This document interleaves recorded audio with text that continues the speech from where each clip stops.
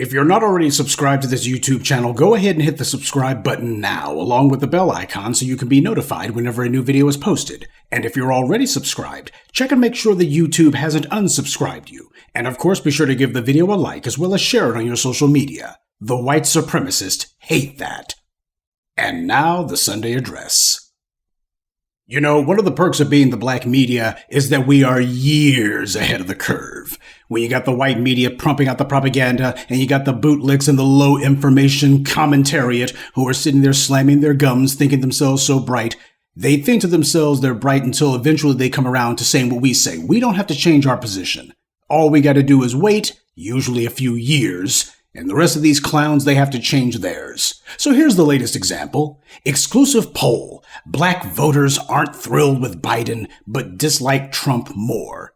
Now, what the heck is that supposed to necessarily mean for Biden? Is that good news for him? Well, black voters don't like you too much, but they dislike Trump more. Is that supposed to be some sort of consolation prize for Biden and the Democrats and the white left?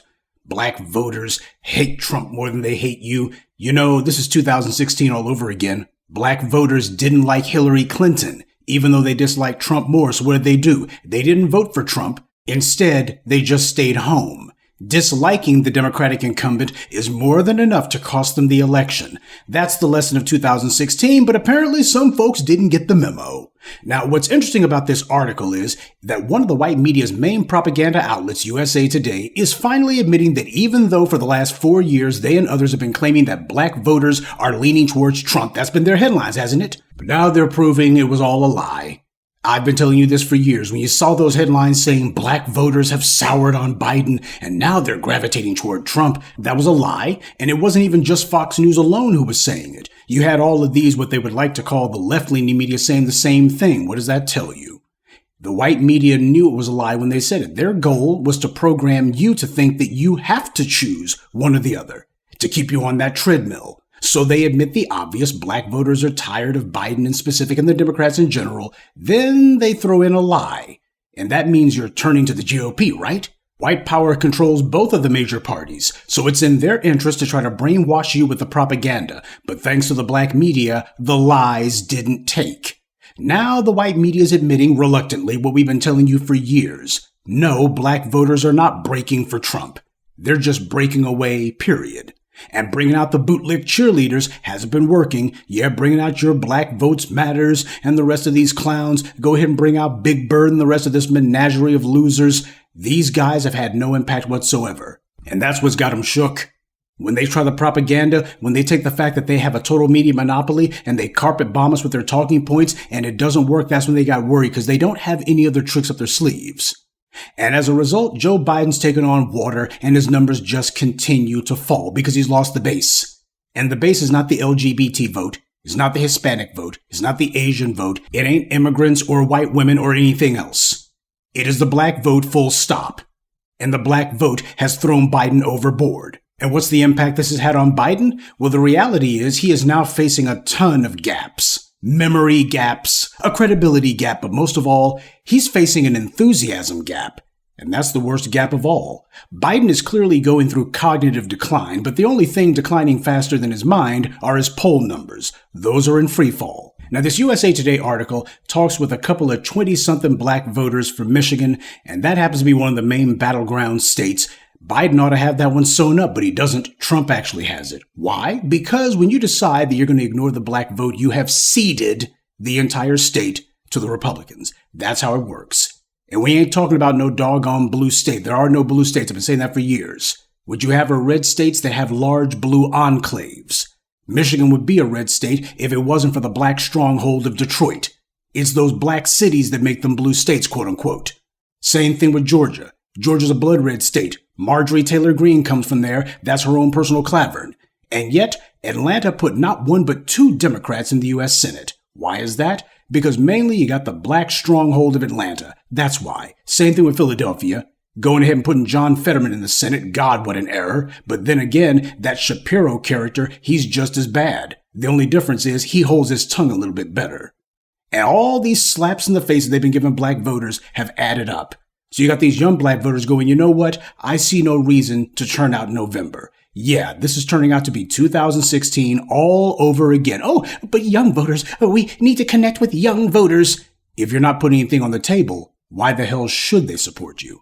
Now, USA Today has some pollster who says that the silver lining for Trump is that because Biden won 13 times Trump's support from black voters the last time, to maintain the same level of support, Biden would need to earn 13 new black votes for every vote he loses to Trump. Now, this flies in the face of what happened in 2016. The problem in 2016 was not that Hillary Clinton wasn't getting 13 new votes or the rest of it, or that Trump was getting all this black support. The problem was Hillary wasn't getting it at all. See, Trump doesn't need to be able to get a whole bunch of black votes. That's what Trump understands.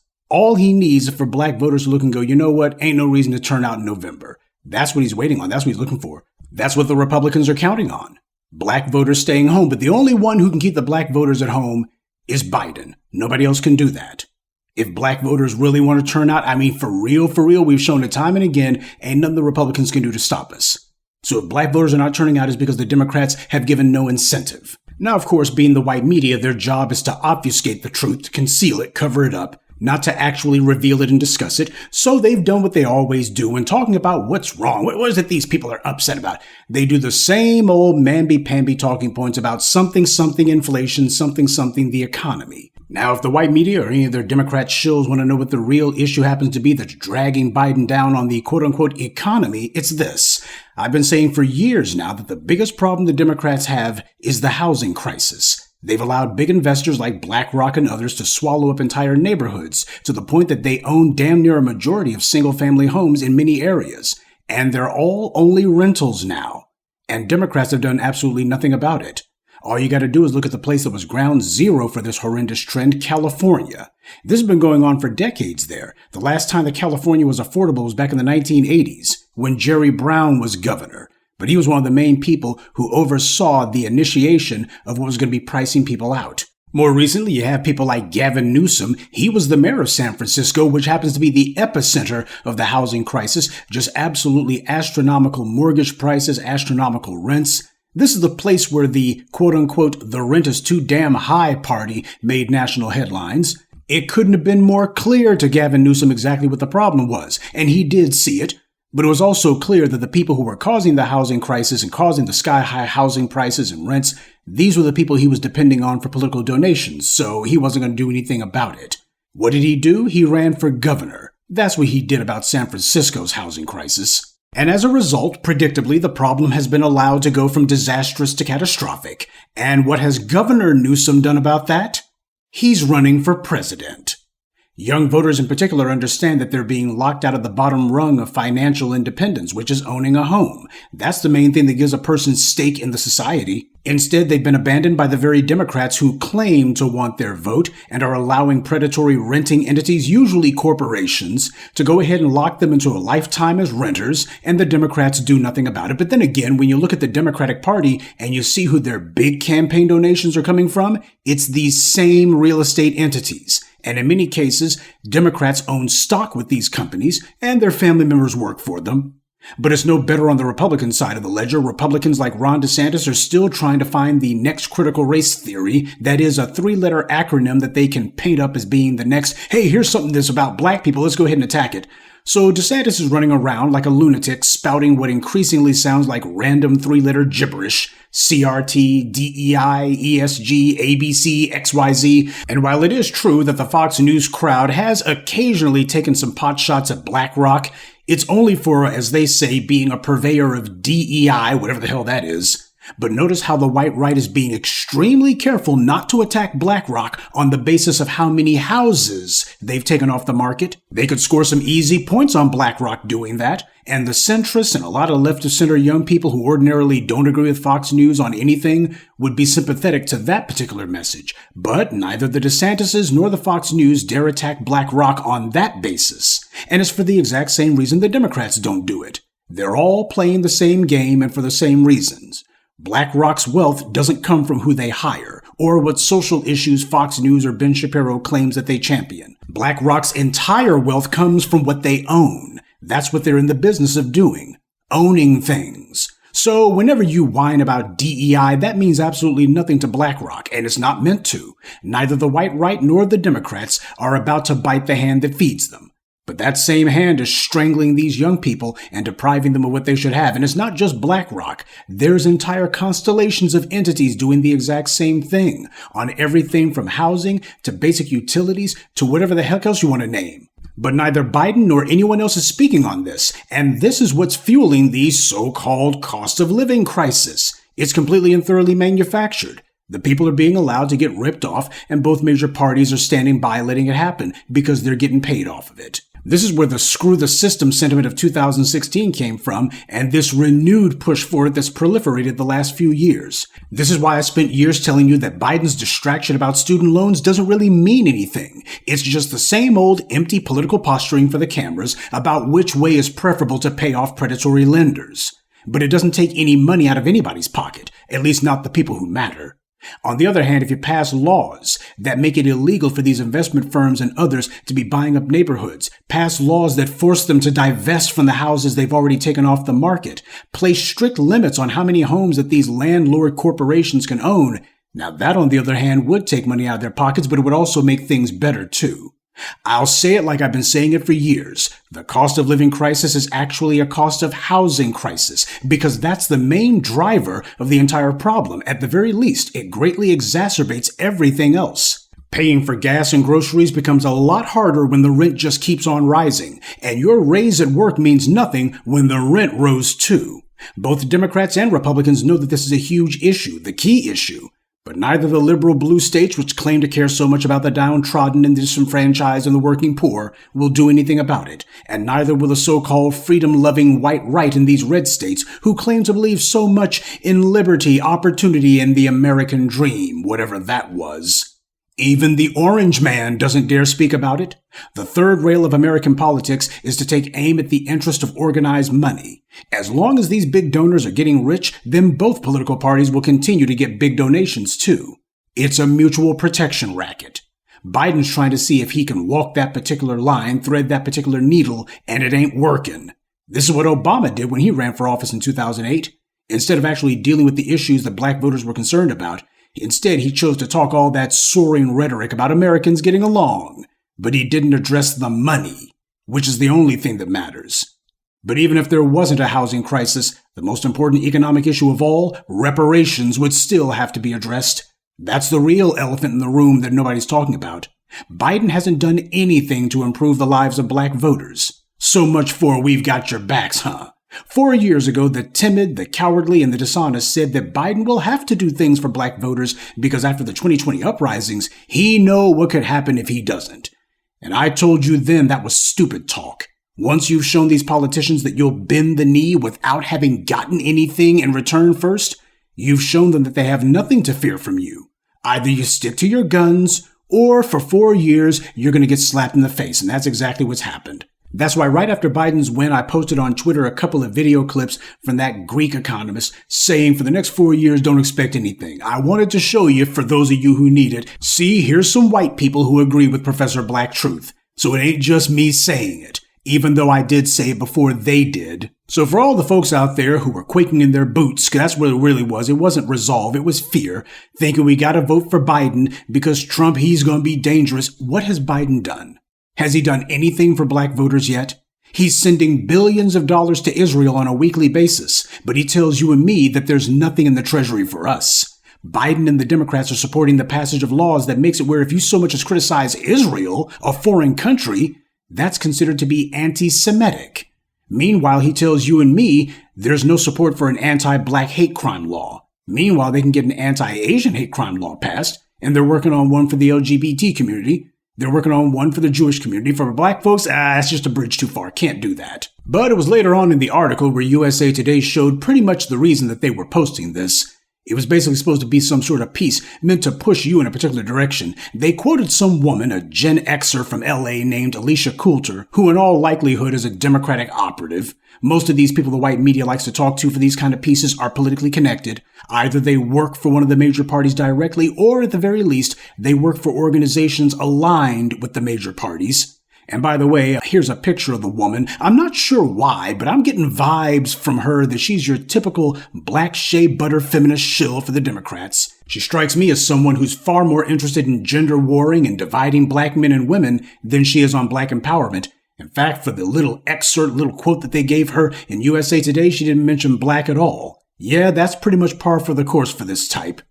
But this is who USA Today goes to for a pro-Democrat quote, a suspected shea butter Twitter refugee. This is how low they have to stoop to find someone willing to sell the soap. I mean, I haven't even read what this woman said yet, and she's already given off all kinds of red flags. Now, in her quote, Ms. Coulter pays scant lip service to the fact that people have reason to be unhappy with the current president. People, not black people. But she said the Republican-led backlashes against diversity initiatives and classroom curriculum, again, where's the word black, in addition to Trump's history of incendiary and racist remarks, should be enough to motivate them to vote. And who's them? I'm looking for the word black in here and I ain't finding it from this woman.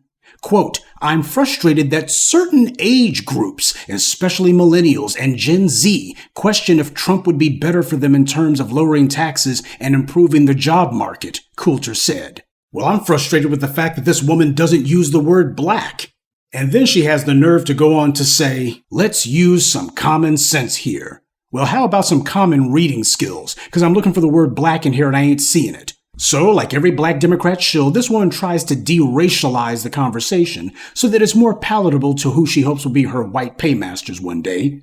This is why the black feminist stuff about black women are not part of the black community, it's not some victimless crime when they do that. It's meant to fuel exactly this kind of narrative. This woman sits here and she's supposed to be speaking for black people. She doesn't even use the word black. I'm frustrated that certain age groups, don't you mean black age groups? Especially millennials, don't you mean black millennials? And Gen Z, don't you mean black Gen Zers?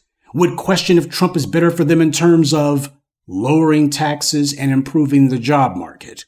Doesn't even say anything about the diversity initiatives and classroom curriculum, which is not tied to black people in any way, even though that's exactly what all that GOP legislation was about. All right then, Ms. Coulter, since you seem to be lacking common sense, allow me to explain why you're seeing what you're seeing. Yes, the Republicans are enacting all kinds of racist legislation, and they've been allowed to do so for years. Black people have put the Democrats in power several times. Black voters have made the Democrats the majority in both houses of Congress. We did that just 4 years ago. Black voters have given the Democrats entire state legislatures and the governorship, like we did in Michigan. By the way, Michigan, you'll recall, is where Ed Blum began his crusade to attack black students in colleges and universities.